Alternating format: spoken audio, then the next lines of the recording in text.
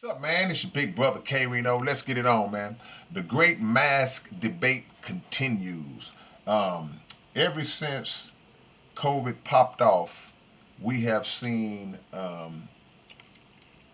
isolated situations where people have refused to wear a mask in other people's places of business, and it's caused a big stir up. It's caused a big controversy. The police come through and gotta snatch the person up, and it's all going viral on social media, all because there are people out there who, for whatever reason, whether they believe that COVID is fake or whether they believe that their personal rights are being violated, to be forced to wear a mask, or whether they just have the feeling that nobody's going to control me, the government's trying to control you, and all these different philosophies that people have. Regardless of what the case is, you see these situations where people decide that they just going to come into somebody else's establishment that they don't own and just do what they want to do.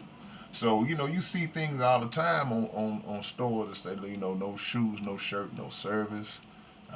You can't walk in any kind of way.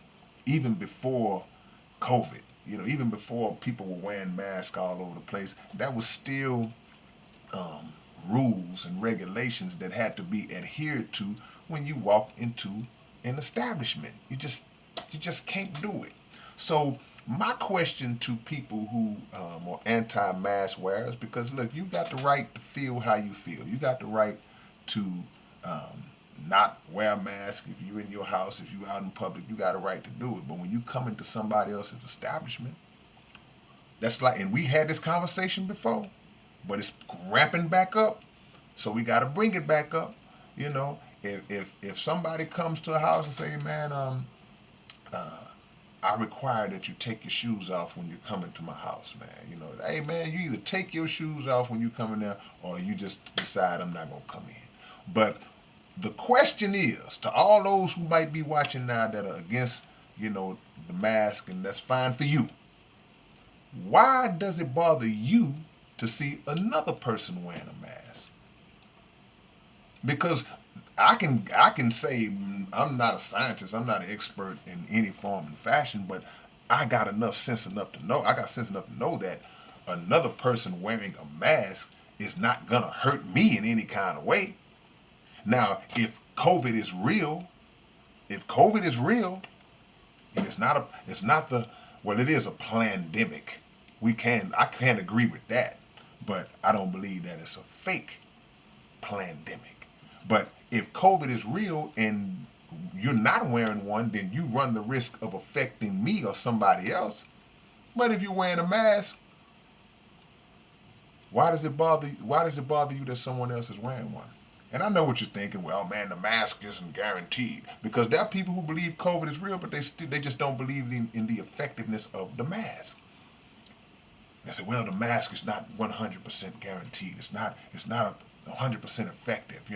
Yeah, but whatever effectiveness that it does have, does it not make sense to utilize that degree of effectiveness? Does it not make sense to do that? To whatever degree. I'm no expert, but that's just makes sense to me.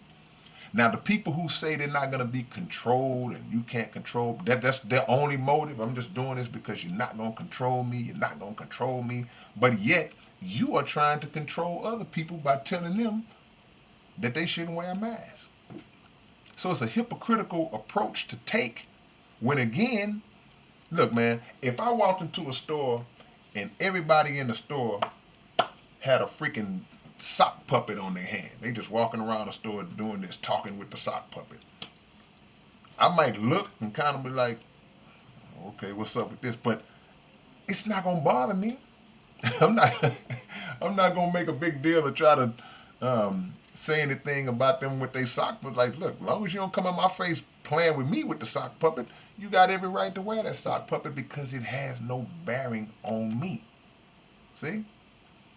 So if you're so wise about the situation, wouldn't common sense just dictate to you to think, okay, well, I don't agree with it, but them wearing one no skin off my back.